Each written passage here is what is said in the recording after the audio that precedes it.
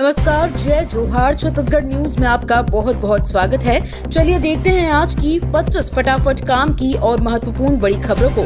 पर इससे पहले आप वीडियो को कहां से देख रही हैं, कमेंट में बताना बिल्कुल ना भूलें।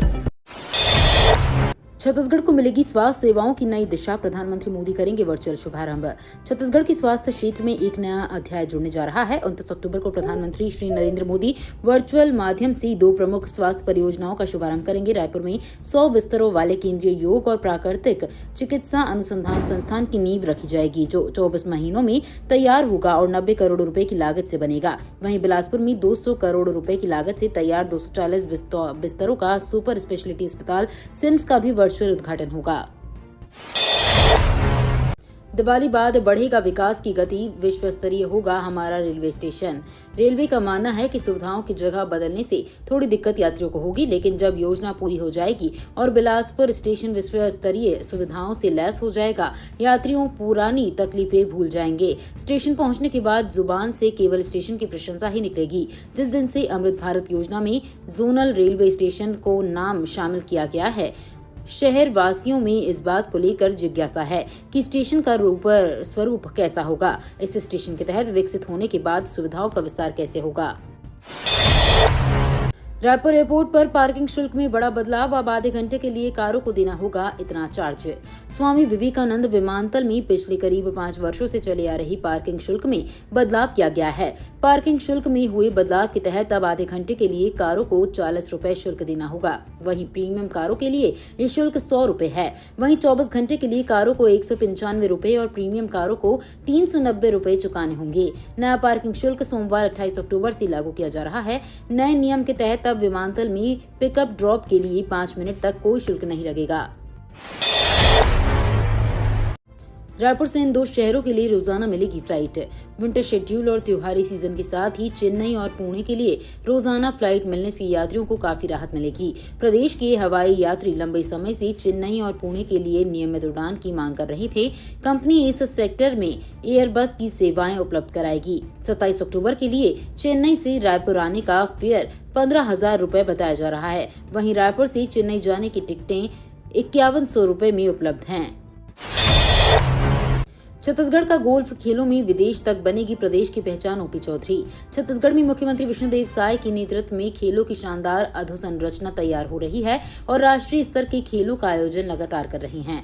परंपरागत खेलों के साथ ही गोल्फ जैसे खेलों के आयोजन से छत्तीसगढ़ को खेल के क्षेत्र में एक नई पहचान मिली है। ये बात national golf federation of India द्वारा आयोजित गोल्फ खेल प्रतियोगिता के पुरस्कार वितरण कार्यक्रम में वित्त और आवास मंत्री ओपी चौधरी ने कही। उन्होंने कहा कि हर क्षेत्र में छत्तीसगढ़ के लोग अपनी प्रतिभा दिखा रहे हैं। इनकी प्रतिभा को निराखने के लिए सरकार द्वारा इन्हें लगातार प्रोत्साहित किया जा रहा है। आज से लागू होगा नया पार्किंग शुल्क। लग्जरी कारों के लिए इतना देना होगा किराया। छत्तीसगढ़ के रायपुर शहर के स्वामी विवेकानंद एयरपोर्ट में पार्किंग का शुल्क 5 साल बाद कार का 4 गुना किया गया है। लग्जरी कार पर सबसे ज्यादा शुल्क बढ़ाया गया है। एयरपोर्ट प्रबंधन ने सूचना जारी की है। नया पार्किंग शुल्क आज से लागू होगा। ये बदलाव एयरपोर्ट को बी श्रेणी में शामिल करने के बाद किया गया है। आदेश में यात्रियों को छोड़ने वालों को 5 मिनट के लिए छूट दी गई है। केवल वरिष्ठ नागरिकों, शारीरिक रूप से विकलांग व्यक्तियों, व्हील चेयर यात्रियों, गर्भवती महिलाओं, गोद में बच्चे के लिए आगमन लेने के सामने से पिकअप करने की अनुमति दी गई है। आम आदमी पार्टी का कांग्रेस को समर्थन, उपचुनाव में प्रत्याशी नहीं उतारने का लिया फैसला।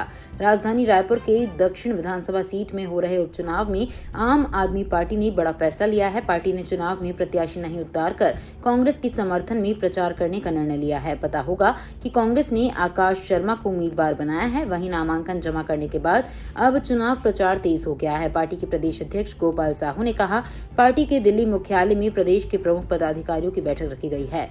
इसमें मंथन के बाद ये निर्णय लिया गया कि छत्तीसगढ़ में सांप्रदायिक ताकतों को रोकने के लिए इंडिया गठबंधन एकजुटता से मुकाबला करेगा। अब दियों से होगा हर घर रोशन। दीपावली से पहले महिलाओं को मिला तोहफा। महिलाओं के आर्थिक सशक्तिकरण और स्वास्थ्य सुधार के लिए छत्तीसगढ़ राज्य सरकार की महत्वपूर्ण योजना महतारी वंदन योजना ने एक और महत्वपूर्ण उपलब्धि हासिल की है। सीएम विष्णुदेव साय द्वारा प्रारंभ की गई इस योजना का उद्देश्य महिलाओं के जीवन स्तर को सुधारना, समाज में उनके प्रति व्याप्त असमानता को कम करना और आर्थिक स्वावलंबन की दिशा में उन्हें मजबूत बनाने का है। इस योजना के अंतर्गत पात्र विवाहित विधवा और परित्यक्ता महिलाओं को प्रतिमाह 1,000 रुपए की वित्तीय सहायता दी जा रही है। कर्मचारियों को 21 से 35,000 तक दीपावली बोनस देने की बड़ी घोषणा। अचानक जारी हुआ आदेश। कोल इंडिया लिमिटेड के बोर्ड ने ठेका कर्मचारियों के बोनस पर मुहर लगा दी है, जिसके तहत इस बार SECL के 20,000 से ज्यादा ठेका कामगारों को बोनस का लाभ मिलेगा। बोनस की राशि उनके मासिक वेतन के बराबर होगी। पहले केवल 21,000 रुपए तक वेतन पाने वाले ठेका कामगारों को ही बोनस मिलता था। इससे अधिक सैलरी वाले ठेका कामगार इस लाभ से वंचित रहते थे। वहीं नए आदेश से कर्मचारियों में खुशी की लहर दौड़ गई है। त्योहारी सीजन को लेकर फूड सेफ्टी डिपार्टमेंट अलर्ट। 9 व्यापारियों को थमाया नोटिस। आगामी दीपावली त्योहार के अवसर पर खाद्य एवं औषधि प्रशासन ने खाद्य प्रतिष्ठानों, बेकरी, फर्मों, होटलों और किराना दुकानों का औचक निरीक्षण किया। निरीक्षण के दौरान जिले के गीदम, दंतेवाड़ा, बचेली, किरंदुल, बारसूर और नकुलनार क्षेत्रों के विभिन्न खाद्य परिसरों का दौरा किया गया। चलित खाद्य प्रशिक्षण योगशाला द्वारा 114 खाद्य सैंपल लिए गए, जिसमें मिठाइयां, नमकीन, दूध, दही, पनीर, आटा, बेसन, सूजी, तेल आदि शामिल थे।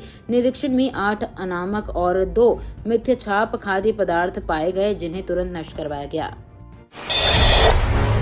बिलासपुर से मुंबई के लिए चलेगी दीपावली स्पेशल ट्रेन। दक्षिण पूर्व मध्य रेलवे ने त्योहारी सीजन में छत्तीसगढ़ के यात्रियों को स्पेशल ट्रेन की सुविधा दी है। दीपावली पर 29 अक्टूबर को बिलासपुर से मुंबई तक स्पेशल ट्रेन चलाई जा रही है, जिसका फायदा रायपुर, दुर्ग और राजनांदगांव के साथ ही प्रदेश भर के यात्रियों को मिलेगा। दरअसल त्योहारी सीजन में नियमित ट्रेनों में यात्रियों की भीड़ बढ़ गई है। इसके चलते ट्रेन में सफर करने वाले यात्रियों को कंफर्म बर्थ नहीं मिल रहा है। ऐसे में दीपावली त्योहार में ट्रेनों में सफर करने वाले यात्रियों की दिक्कतें बढ़ गई हैं। कांग्रेसियों ने फूका गृह मंत्री का पुतला। बलरामपुर कांड को लेकर विरोध प्रदर्शन। कोंडागांव में कांग्रेस कार्यकर्ताओं ने बलरामपुर कांड के विरोध में गृह मंत्री विजय शर्मा का पुतला दहन किया। इस दौरान मौके पर मौजूद कांग्रेस के सीनियर लीडर्स ने कहा कि भाजपा सरकार में कानून व्यवस्था लगातार बिगड़ रही है। राज्य के गृह मंत्री लॉ एंड ऑर्डर मैनेज नहीं कर पा रहे हैं। उन्हें इस्तीफा दे देना चाहिए। इस विरोध प्रदर्शन में यूथ कांग्रेस, महिला कांग्रेस प्रदेश पदाधिकारी, पंच, सरपंच, पार्षद, जनपद नगरपालिका के निर्वाचित पदाधिकारी सहित अन्य कार्यकर्ता मौजूद रहे। अरुण साव ने मनियारी नदी पर बनने वाले पुल का किया शिलान्यास। उप मुख्यमंत्री तथा लोक निर्माण मंत्री अरुण साव ने मुंगेली जिले के लोरमी विकासखंड में मनियारी नदी पर बनने वाले उच्च स्तरीय पुल का भूमि पूजन और शिलान्यास किया। राज्य शासन के लोक निर्माण विभाग द्वारा ग्राम कारी डोंगरी में 5 करोड़ 81 लाख रुपए की लागत से इसका निर्माण किया जाएगा। मनियारी नदी पर इस पुल के निर्माण से क्षेत्र के 11 गांव को राहत मिलेगी और वहां के रहवासी 12 महीने निर्बाध आवागमन कर सकेंगे। छत्तीसगढ़ हाईकोर्ट ने महिला को तलाक लेने की मंजूरी दी। महिला ने विवाह विच्छेद के लिए परिवार न्यायालय में वाद दायर किया गया है। परिवार न्यायालय ने तलाक की अनुमति नहीं देते हुए महिला के आवेदन को खारिज कर दिया। परिवार न्यायालय के फैसले को महिला ने अपने अधिवक्ता के माध्यम से छत्तीसगढ़ हाईकोर्ट में चुनौती दी थी।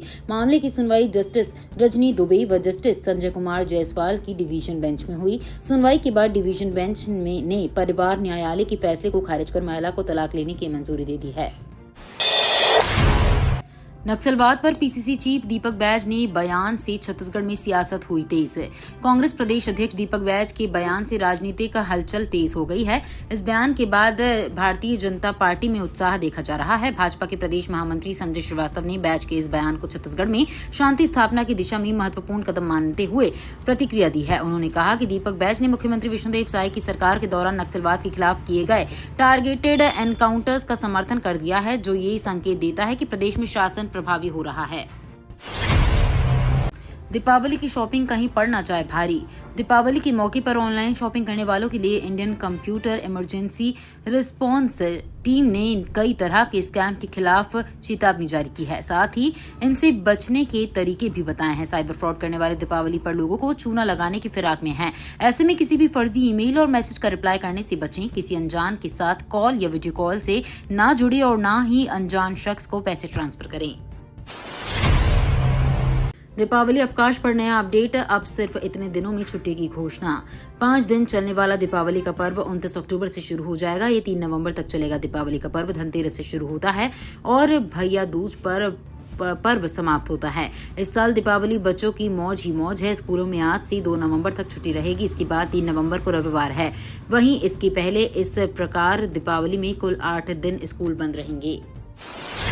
दीपावली और छठ पूजा के लिए 30 अधिकारियों की लगाई गई ड्यूटी। छत्तीसगढ़ के भिलाई रायपुर रेल मंडल में दीपावली व छठ पूजा के मौके पर स्टेशनों में यात्रियों की सुविधा के लिए विशेष तैयारी की जा रही है। दुर्ग स्टेशन पर अतिरिक्त स्टाफ लगाया जा रहा है। इससे यात्रियों को किसी भी असुविधा का सामना न करना पड़े। वरिष्ठ मंडल वाणिज्य प्रबंधक अवधेश कुमार त्रिवेदी के निर्देशन में त्योहार को देखते हुए 20 रेलवे अधिकारियों व 10 मुख्य वाणिज्य निरीक्षकों को स्टेशनों पर यात्रियों की व्यवस्था के लिए नामित किया गया है।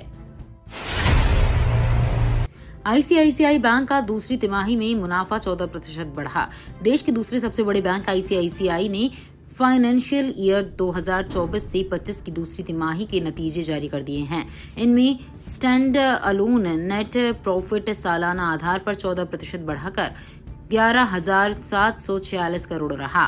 पिछले साल की समान तिमाही में ये 10,261 करोड़ रहा था। हालांकि तिमाही आधार पर बैंक का नेट प्रॉफिट 6.21% बढ़ा है। देश में 5 गुनी हुई टैक्स पेयर करोड़पतियों की संख्या। देश में इनकम टैक्स देने वाले करोड़पतियों की संख्या में 5 गुना इजाफा हुआ है। फाइनेंशियल ईयर 2013 में करोड़पति टैक्स पेयर की संख्या सिर्फ 44,000 थी। वहीं 2024 में यह आंकड़ा बढ़कर 2.2 लाख पहुंच गया है। SBI इकोनॉमिक रिसर्च की रिपोर्ट में ये खुलासा हुआ है। इस रिपोर्ट में उन लोगों को शामिल किया गया है जिन्होंने असेसमेंट ईयर में अपनी संपत्ति 1 करोड़ रुपए से ज्यादा बताई है। पीएम मोदी ने बताया डिजिटल अरेस्ट से बचने का तरीका।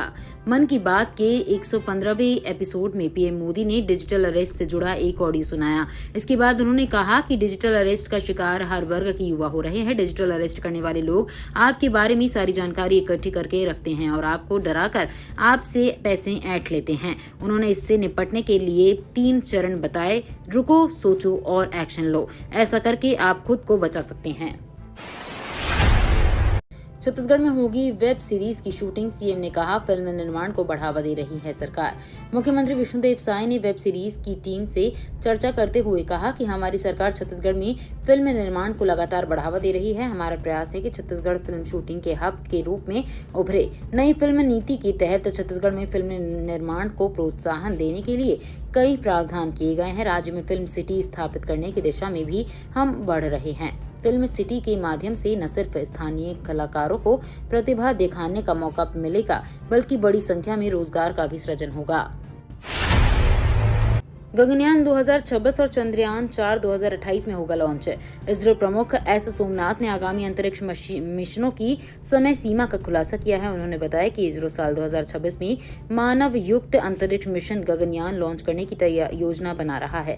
वहीं चांद से सैंपल लेकर आने वाले मिशन चंद्रयान 4 को साल 2028 में लॉन्च किया जाएगा। इसके साथ ही एस सोमनाथ ने कहा कि चंद्रयान 5 मिशन जापान की अंतरिक्ष एजेंसी JAXA के साथ मिलकर पूरा किया जाएगा।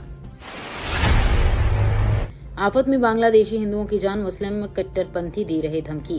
बांग्लादेश में पूर्व प्रधानमंत्री शेख हसीना के शासन का पतन होने के बाद देश में कट्टरपंथी समुदायों की शक्ति बढ़ गई है। इसके बाद हिंदुओं पर खूब अत्याचार किए गए हैं। मीडिया रिपोर्ट के मुताबिक बांग्लादेश में हिंदुओं को न सिर्फ भेदभाव बल्कि शारीरिक हिंसा से लेकर सामाजिक बहिष्कार तक की धमकियां मिल रही हैं। इसके साथ ही उनको बदनाम करने के लिए तरह तरह के अभियान चलाए जा रहे हैं। छत्तीसगढ़ में अगले 48 घंटे में दिखेगा साइक्लोन दाना का असर। भारतीय मौसम विभाग ने अनुमान लगाया है कि आने वाले 48 घंटों में छत्तीसगढ़ राज्य के कुछ जिलों में चक्रवाती तूफान दाना का असर देखने को मिल सकता है। राज्य के कुछ जिलों में बारिश, बिजली चमकने की घटनाओं के साथ साथ तूफान की घटनाएं देखने को मिल सकती हैं। चक्रवात अब उत्तरी उड़ीसा के तट से होते हुए धीरे धीरे 40 से 50 किलोमीटर प्रति घंटा की रफ्तार से उत्तर पश्चिम दिशा में आगे बढ़ रहा है। मौसम विभाग के अनुसार तूफान दाना के आगे बढ़ने के क्रम में पूर्वी जिले भी इससे प्रभावित हो सकते हैं। इन जिलों में सरगुजा और बिलासपुर शामिल हैं। ये तो थी आज की बड़ी खबरें। अगर आपको न्यूज पसंद आई हो तो वीडियो को लाइक और शेयर करना बिल्कुल ना भूलें। धन्यवाद।